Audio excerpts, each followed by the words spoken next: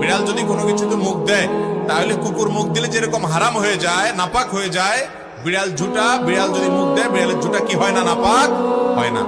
এই জন্য বিড়াল পালা জায়েজ আছে, বিশেষ করে ইঁদুরের উপদ্রব থেকে বাঁচার জন্য, কিংবা এমনি আদর করে আপনি বিড়াল পালেন, কোনো অসুবিধা নাই।